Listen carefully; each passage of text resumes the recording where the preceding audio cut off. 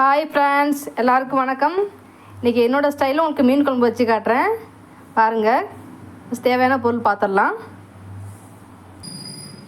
சின்ன வெங்காயம், பூண்டு, தாளிப்புக்கு விளக்கெண்ணெய், வெந்தயம், கருவேப்பிலை, தக்காளி, ஒரு கைப்பிடி அளவுக்கு கரைச்சி வச்ச புளி தண்ணி, மிளகாய்த்தூள், மல்லித்தூள், அப்புறம் மீன். இப்போ அரைச்சதுக்கு தேவையான பொருள் பாருங்கள். தேங்காய், சின்ன வெங்காயம், அப்புறம் ஒரு ஸ்பூன் சோம்பு. இப்போ எப்படி குழம்பு வைக்கலாம் பார்க்கலாம் வாங்க. பாத்திரத்தை அடுப்பில் வச்சு நல்லா விளக்கெண்ணெய் ஊற்றிக்கிட்டு எண்ணெய் சூடாயிருச்சு.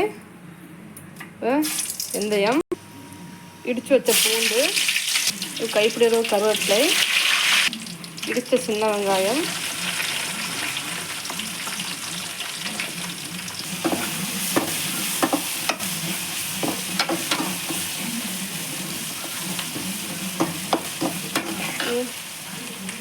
வெங்காயம் பொன்னிறமாக வந்தோடனே தக்காளி 4 தக்காளி வெட்டி வச்சுருக்கேன், எடுத்து போடுறோம்.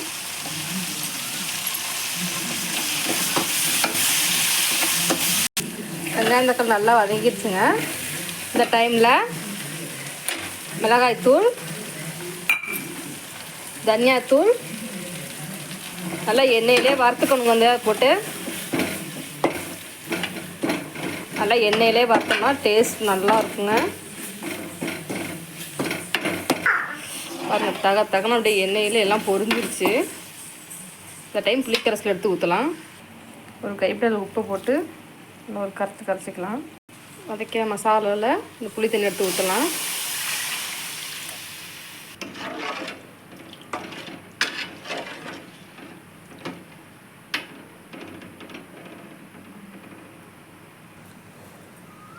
பாருங்கள், தண்ணி உப்பு எல்லாம் சேர்த்தாச்சு. இது நல்லா கொதியட்டும். மீன் குழம்பு நல்லா கொதிஞ்சிக்கிட்டு இருக்கு. இப்போ மீன் வறுக்கிறதுக்கு தேவையான மசாலா பார்த்துடலாம். பாருங்கள், இது இஞ்சி, பூண்டு, சோம்பு, ஜீரகம், மிளகு அரைச்சி வச்ச விழுது. இது கார்ன்ஃப்ளவர் மாவும் பச்சரிசி மாவும் எடுத்து வச்சுருக்கேன். இது மீன் வறுக்கிற மசாலா நானே வீட்டில் ரெடி பண்ணது. அப்புறம் தேவையான அளவு உப்பு, மஞ்சத்தூள், ஒரு கொத்து கருவேப்பிலை, அப்புறம் மீன் எல்லாம் மிக்ஸ் பண்ணி காட்டுறேன். மஞ்சத்தூள் போட்டுக்கலாம், மசாலா, கார்ன்ஃப்ளவர் பச்சரிசி மாவு, இந்த அரைச்ச விழுது, தேவையான அளவு உப்பு நல்லா கலந்து வச்சுக்கலாம்.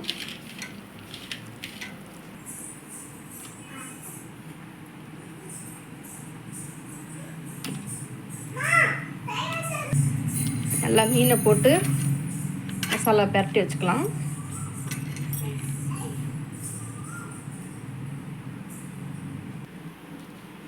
பாருங்கள் ஃப்ரெண்ட்ஸ், நல்லா மீனெல்லாம் பெதறி வச்சாச்சு. இது ஒரு 1/2 மணி நேரம் ஊறட்டும். நல்லா நமக்கு தேவையான தேங்காய் அரைச்சி ஊற்றிடலாம்.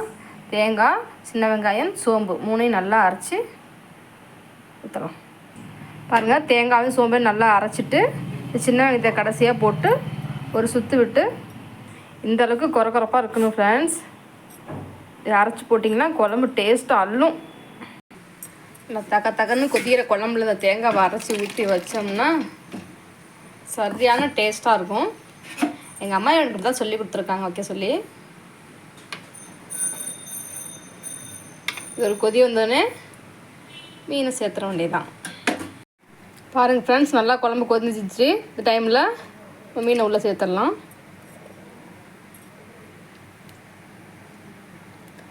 தலை வாழை எல்லாத்தையும் மஞ்சத்தூள் உப்பு போட்டு நல்லா ஃப்ரெஷ்ஷாக கழுவி வச்சுருக்கேன்.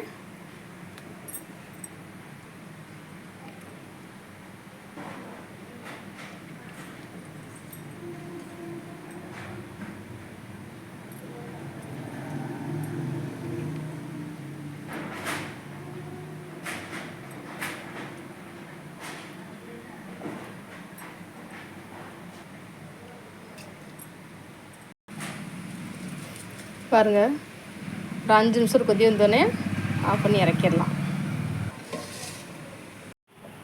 மீன் நல்லா தட்டில் காய வச்சுருக்கோம்.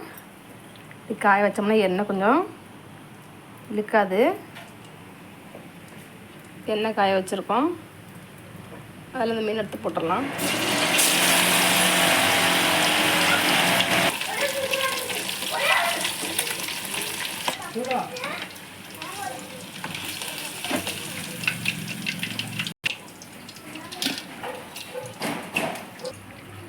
பாருங்கள், நல்லா எண்ணெய் பிரிஞ்சு வந்து குழம்பு நல்லா கொதிஞ்சிருச்சு. கறி குழம்புக்கெல்லாம் மல்லித்தலை போடுவாங்க. மீன் குழம்பு அந்த கருவேப்பிலை மட்டும் போட்டு இறக்குங்க, நல்லா வாசமாக இருக்கும். சூடான சாதத்து தட்டில் போட்டு சூடான சாதத்தில் சூடான மீன் குழம்பு எடுத்து ஊற்றி அப்படியே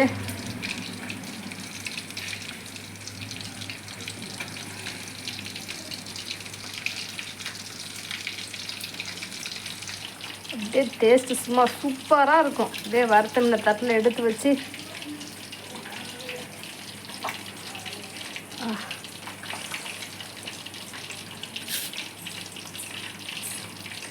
பாருங்க, சூப்பராக வந்திருக்கு குழம்பு. சரியான டேஸ்ட்டாக இருக்குது. ரொம்ப சூடாக இருக்குது, சாப்பிட முடியல.